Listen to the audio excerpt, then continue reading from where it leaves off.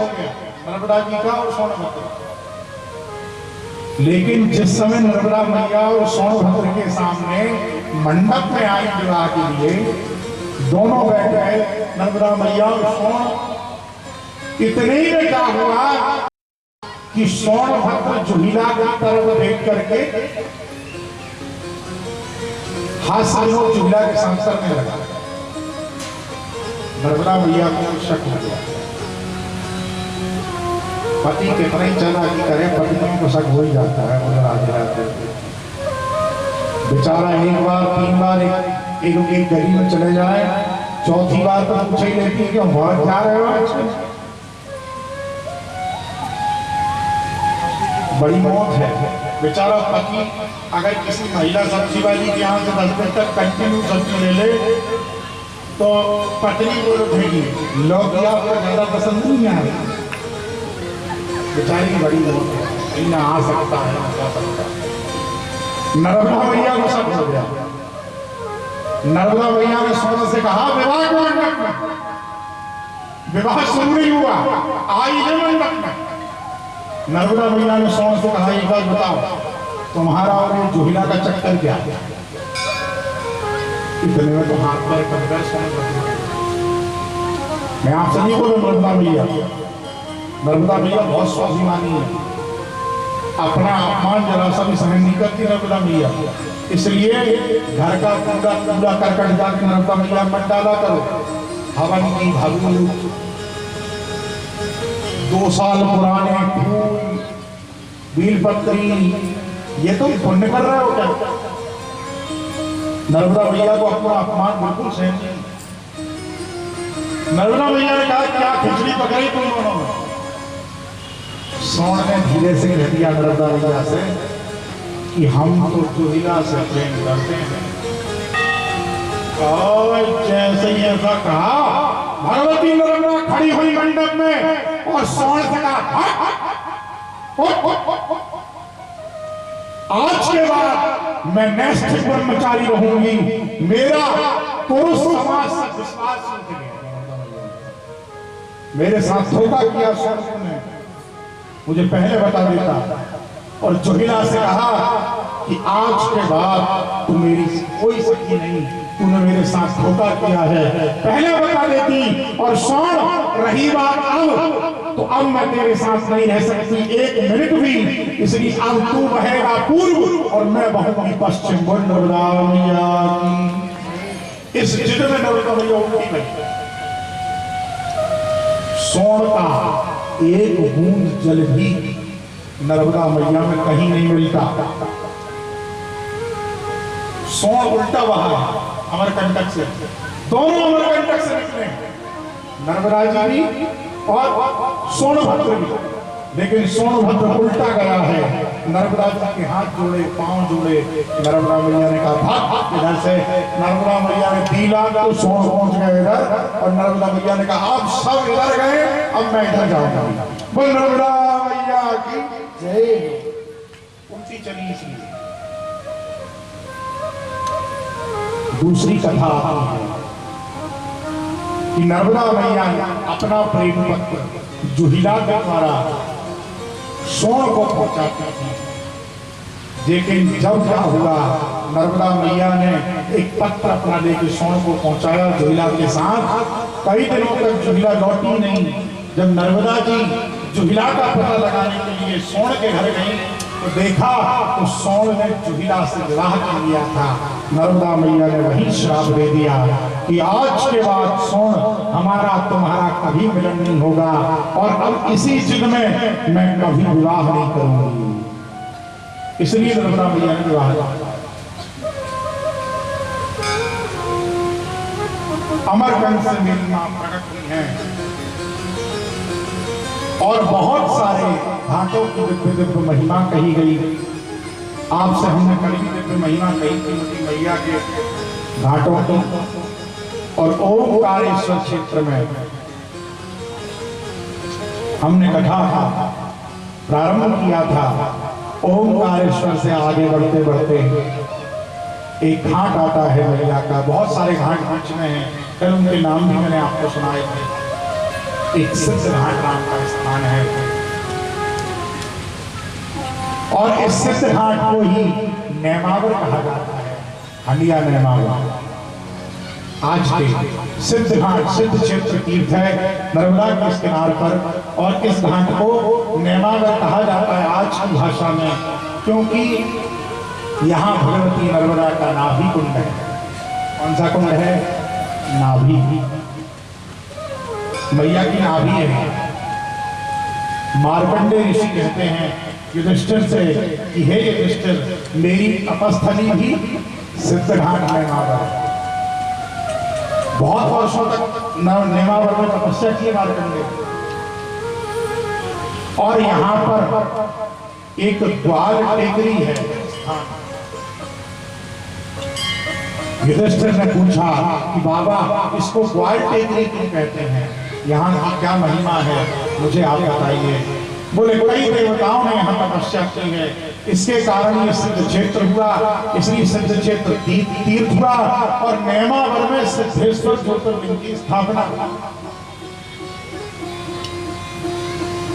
परंतु ग्वाल टेकरी से इसलिए कहा जाता है, भगवान कहते हैं मार्कंडे कि एक बार क्या हुआ,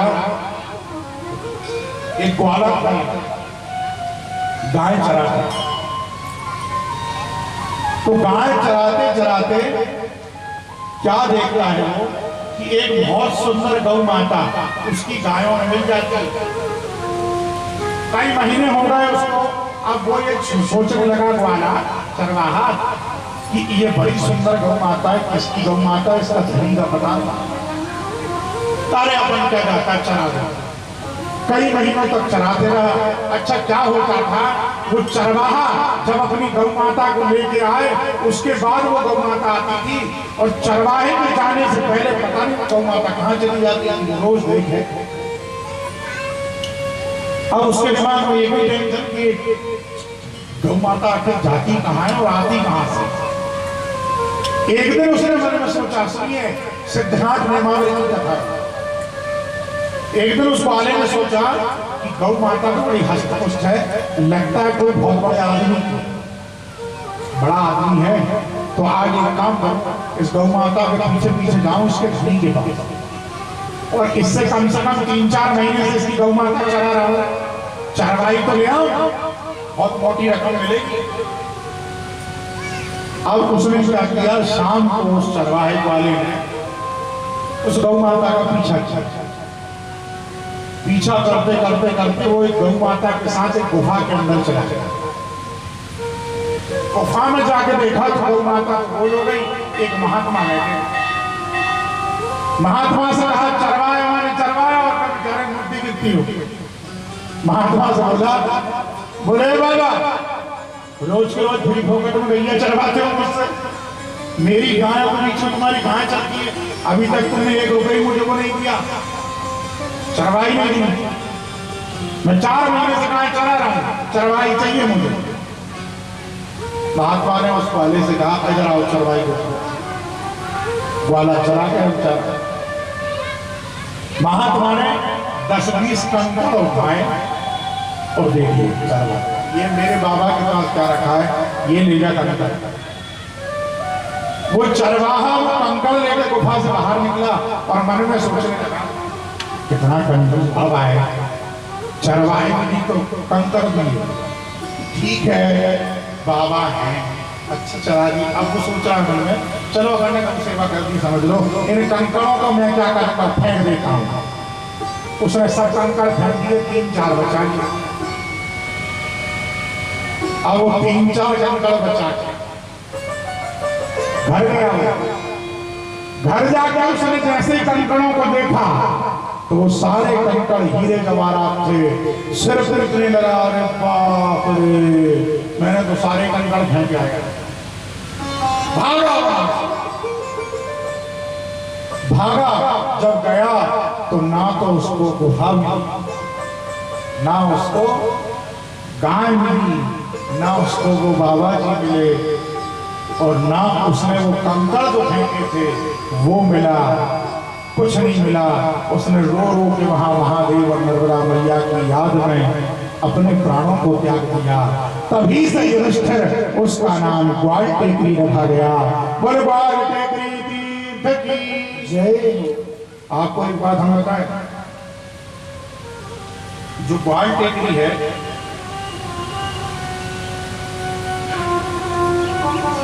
ऐसे नर्मदा मैया के किनार पर कई हजार भक्त तीर्थ हैं।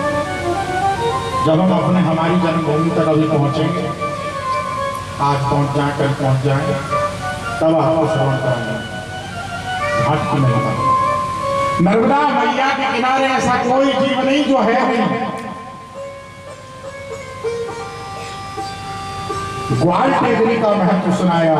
आगे वशिष्ठ से कहते मार्कंडेय जी कहते हैं युधिष्ठिर आगे चल करके गोनी नदी, और इस गोनी नदी का संगम नर्मदा जी से हुआ, इसे गोनी संगम कहते हैं। और यहाँ की महिमा ये है कि जिस समय परशुराम जी महाराज ने सहस्त्रबाहु अर्जुन का वध कर दिया, सहस्त्रबाहु अर्जुन परशुराम जी महाराज के पिता का नाम था जमदग्नि। यह अपन जा रहे हैं हमारे गंडक की तरफ, ध्यान से सुनिएगा। कहां से? ओंकारेश्वर से। सिद्धघाट में गोनी संगम पहुंच गए हैं। इस गोनी संगम की क्या महिमा है? युधिष्ठिर से कहते हैं मार्कंडेय कि जिस समय परशुराम जी महाराज ने सहस्त्रबाहु अर्जुन का वध कर दिया, तो कई हत्याओं का दोष लगा परशुराम, और उन हत्याओं से मुक्त कराने के लिए उनके पिता जमदग्नि महाराज ने उनके लिए इसी स्थान पर 1000 वर्ष तक तपस्या की थी, नर्मदा के इसी तट पर, यही घाट पर। और जमदग्नि महाराज को नर्मदा मैया और शंकर जी का साक्षात्कार हुआ था, और परशुराम जी महाराज की हत्याओं का पाप इसी गोनी संगम में स्नान करके धुला था, इसलिए इसे गोनी संगम कहते हैं। वैसे वो अपभ्रंश में ज्ञानी संगम था, क्योंकि ये महात्मा बड़े ज्ञानी थे।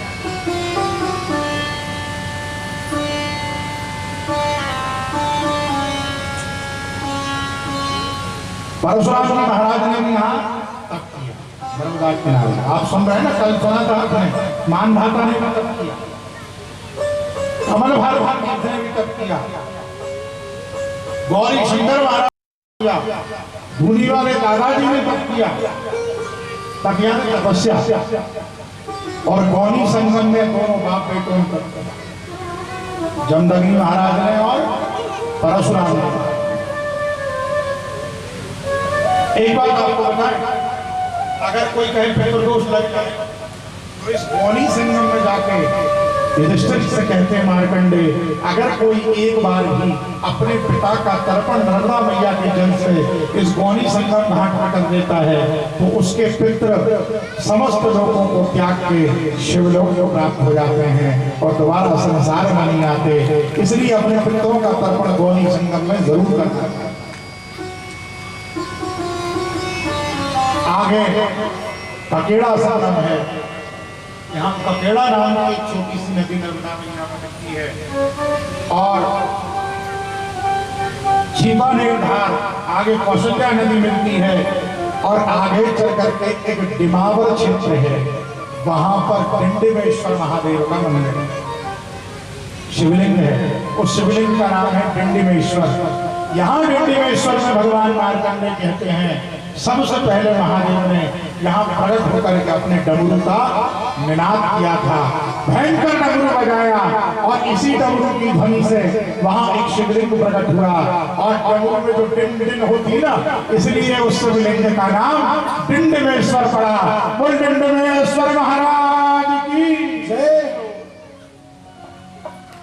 आगे चल करके बावरी घाट, इसके बाद आता है मर्दानपुर घाट, और इसके बाद आता है आवरी घाट।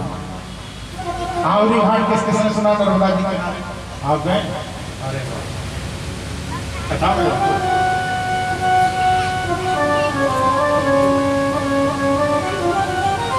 जिस समय हिरण्यकश्यप ने, यहाँ की कथा सुनिए आंवली घाट पर। आंवली घाट पर क्या हुआ है?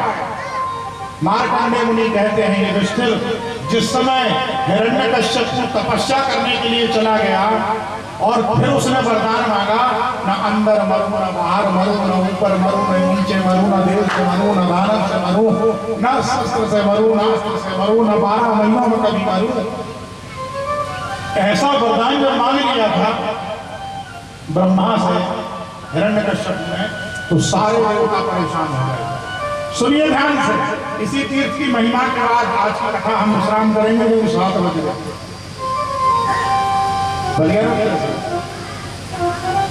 हाँ हिलने लगी सीमा, तो आलू काट के रख लियो, कौन लग गया?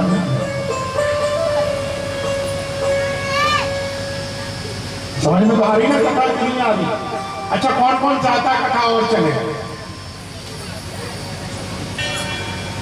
अच्छा बाकी नहीं उठाया, आप नहीं चाहते? कहाँ महिमा चल रही है? आंवली घाट। आंवली घाट की महिमा के बाद आज की कथा विराम होगी। कल आंवली घाट से आज की रात हम कहाँ रहेंगे? आंवली घाट पर। आप कल से मेरे साथ बोरिया बिस्तर लेकर चल रहे हैं ना? मन यहाँ तो नहीं है। इस आंवली घाट पर जिस समय मैं बता रहा था हिरण्यकश्यप ने तप किया, देवता घबराए, देवताओं ने कहा अब मारे गए, अब कोई चीज छोड़ी नहीं इसने, तो हमारी हो गया। देवताओं ने एक मीटिंग ली। कुछ क्षणों पश्चात यहाँ पर महादेव, भगवती पार्वती और नर्मदा मैया प्रकट होंगे। तीनों का दर्शन करेंगे, झांकी का, और कल फिर जो भगवान प्रेरणा देंगे वो झांकी का आप दर्शन करेंगे। आपको हम एक बात बता दें, नर्मदा पुराण ऐसा ही पुराण है, घूमता हुआ तीर्थों की कथा है, घाटों की महिमा है। जिन जिन ने तप किया उनकी महिमा का वर्णन, ये पुराण ही ऐसा है। फिर भी आपको सहज करके समझाने का प्रयास कर रहा हूं। मैं आपको क्या बता रहा था? सुभाष जी कहाँ थे? आंवली घाट। आपकी श्रीमती कौन से घाट पर? आंवली भैया इनको लेके चलना है, ये पता चला ये कौन ही संगम पर रह जाए और अपन आंवली घाट पहुंच जाए। हो गई फिर परिक्रमा, फिर तो परिक्रमा जब परिक्रमा हो। सब देवताओं ने मीटिंग बिठा ली, अब क्या करें? ये तो मरेगा ही नहीं, आशा छोड़ दी देवताओं। तब सुनिए क्या हुआ। भगवान शंकर प्रकट हुए देवताओं के बीच में। अब शंकर जी से झूम गए सर, बाबा इसने तो सारे वरदान मांग डाले, अब मरे। महादेव कहते हैं चिंता करो, इस समस्या को ट्रांसफर कर देता हूं। बोले कहां? बोले बस एक ही है, एक ही है इस संसार में जो तुम्हें इस कष्ट से बचा सकती है। बोले कौन? बोले नर्मदा मैया। बोले नर्मदा महारानी की जय। बोले करना क्या पड़ेगा? बोले मेरी बेटी को तपस्या बड़ी हुई है। बोले क्या करें? तो इंद्र की पत्नी सची, भगवान विष्णु की पत्नी लक्ष्मी जी, महादेव की पत्नी पार्वती जी, ब्रह्मा जी की पत्नी सावित्री जी, ब्रह्मा की पुत्री सरस्वती, जितने देवता थे सबने अपनी अपनी पत्नियों को इकट्ठा किया। बोले अब तुम्हारे हाथ में हमारी राज है, क्योंकि तुम भी स्त्री हो और नर्मदा मैया भी, इसलिए एक स्त्री की भावना एक स्त्री ही समझ सकती। बोले हमको करना क्या है? बोले नर्मदा मैया के तट पर जाकर के तपस्या करो। बोले काय के लिए? बोले हिरण्यकश्यप के वध के लिए। देवताओं की सारी पत्नियां आंवली घाट पर, और आंवली घाट में देवताओं की सारी पत्नियों ने तपस्या की। नर्मदा मैया ने आशीर्वाद दिया, चिंता मत करो, भगवान नरसिंह प्रकट होंगे और वही तुम्हारा कल्याण करेंगे। बोल नर्मदा मैया की जय। आंवली घाट पर सारे देवताओं की पत्नियों ने तप किया है। इसलिए आंवली घाट पर एक रात रुकने से, आंवली घाट में 2 बार नर्मदा जी में स्नान करने से 1000 सोने के दीपक दान करने का, 10,000 काली गौ माता दान करने का और पृथ्वी के दान करने का जो फल होता है, सारी पृथ्वी के दान करने का फल, 1000 स्वर्ण दीपकों के दान करने का फल और 10,000 गौ माता के दान करने का जो फल मिलता है, वो आंवली घाट में एक दिन स्नान करने से मिलता है। एक बार स्नान, ये महिमा आंवली घाट की गाय और नर्मदा मैया अभय तक नहीं आई।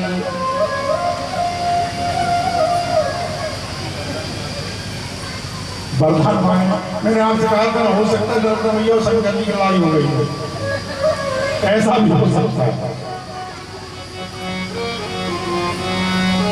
एक बार क्या हुआ सुनिए, इस पूरी सभा में ऐसा कोई व्यक्ति है जिसके मन में यह आता हो कि पूजन पाठ हम क्यों करें जब मरना सबको है किसी के मन में प्रश्न ये कि जब मरना सबको है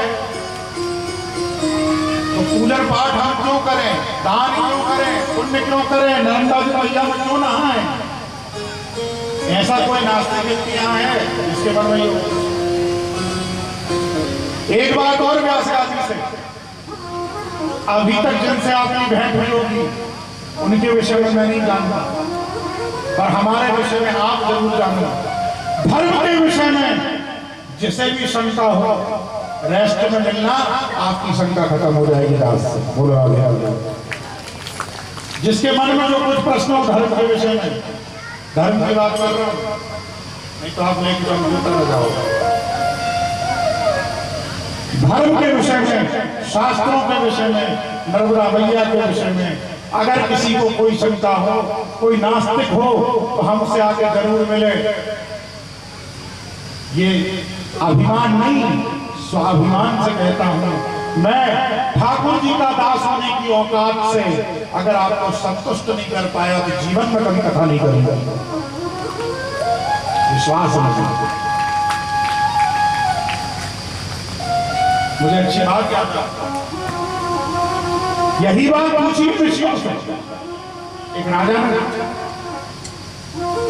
एक बार अर्जुन ने भी पूछा है भगवान से, सुनिएगा, कि प्रभु आप शास्त्र कहते हैं, आप कहते हैं, ऋषि मुनि संत कहते हैं नर्मदा जी में नहाओ, गंगा जी में नहाओ, दान करो, पुण्य करो, कथा कराओ, भंडारा कराओ, रामायण कराओ, राम कीर्तन कराओ, सीताराम कराओ।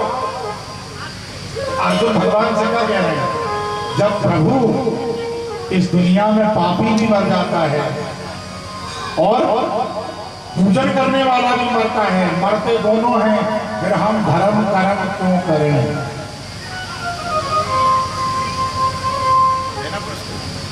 क्यों करें? समय नहीं, क्यों जरूरी है धर्म कर्म? सुनिएगा, भगवान श्री कृष्ण ने अर्जुन से कहा, बोले अर्जुन 2 मिनट का समय बस, इतने में हमारे महादेव और नर्मदा मैया आ रहे हैं। एक बार जोरदार तालियों से महादेव का स्वागत हो। अपनी बेटी के साथ चले आ रहे हैं दोनों।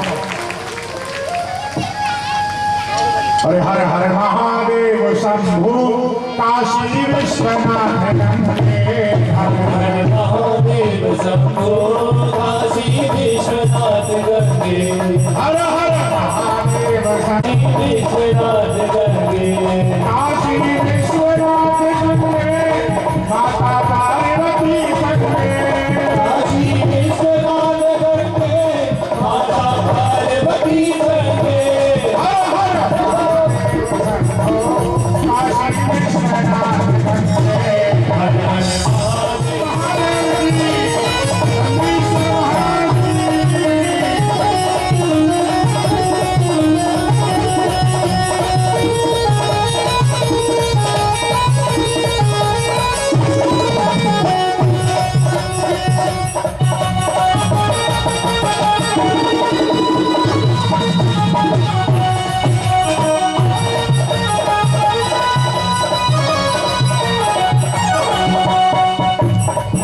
काशी विश्वनाथ गंगे माता पार्वती संगे काशी विश्वनाथ गंगे माता पार्वती संगे काशी विश्वनाथ गंगे माता रेवा के संगे काशी विश्वनाथ गंगे माता रेवा के संगे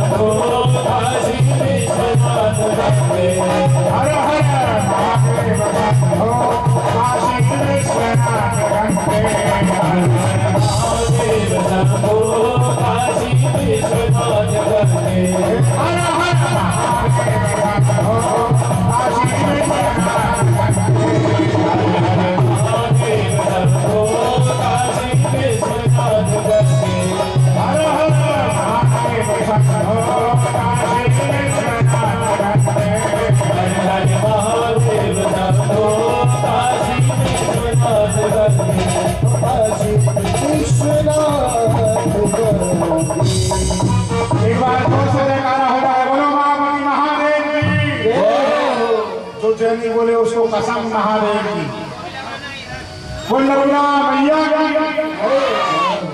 नर्मदा मैया की जय हो। हमारी नर्मदा मैया वेशभूषा में सफेद वो श्वेत वर्ण नर्मदा महारानी की जय हो। नंदीश्वर महाराज की जय हो।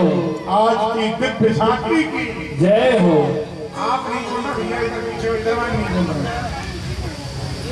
एक मिनट शांति से रखिए, रुकिए। इसके बाद एक कीर्तन होगा और आरती होगी।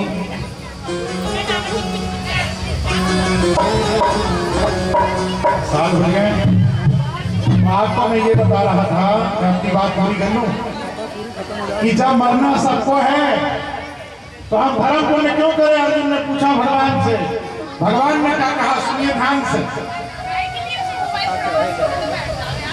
आप या तो बतिया लो या मेरी सुन। आप सुनिए अर्जुन से क्या कहा भगवान ने।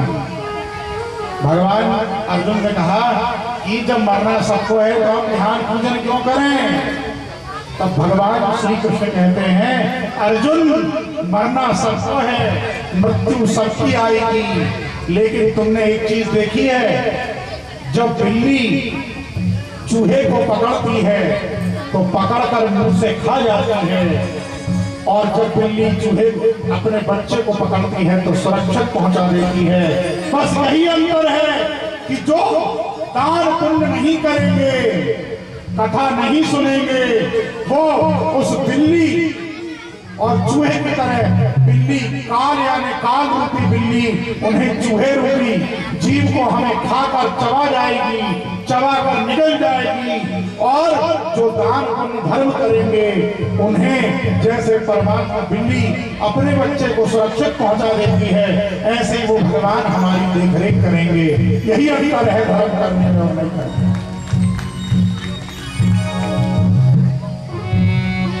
आइए आज हम यहीं पर अपनी रात बिताएंगे, आमली घाट पर। यहीं अपना डेरा जंगल छोड़ो जय, और एक छोटा सा संकीर्तन, इसके बाद आरती होगी। छोटा सा संकीर्तन है, सभी को गाना है। हर नर्मदे मैया जय नर्मदे, हर नर्मदे मैया जय नर्मदे, नर्मदे मैया जय नर्मदे, हर नर्मदे मैया जय नर्मदे, हर नर्मदे मैया जय नर्मदे, हर नर्मदे मैया जय नर्मदे, हर नर्मदे मैया जय नर्मदे, हर नर्मदे मैया जय नर्मदे, हर नर्मदे मैया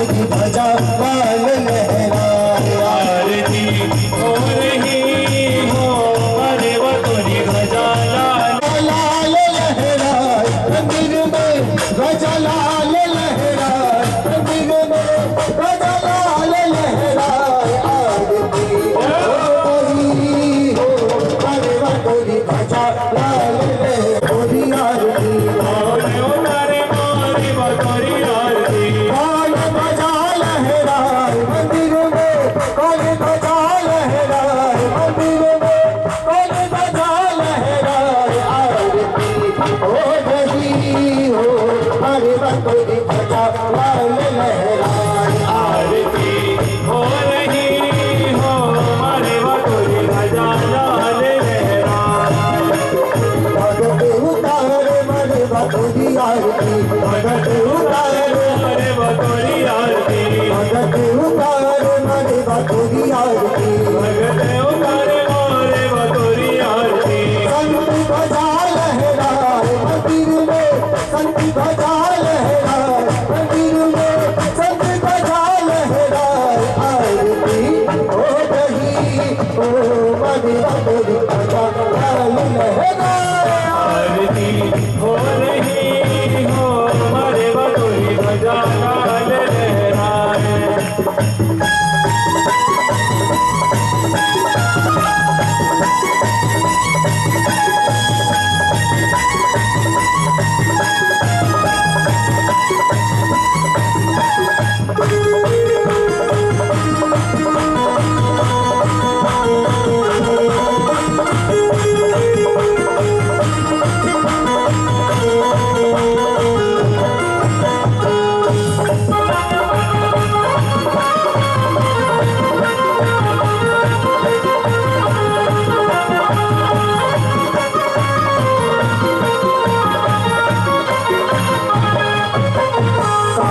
के वीरवा मैया के दुआर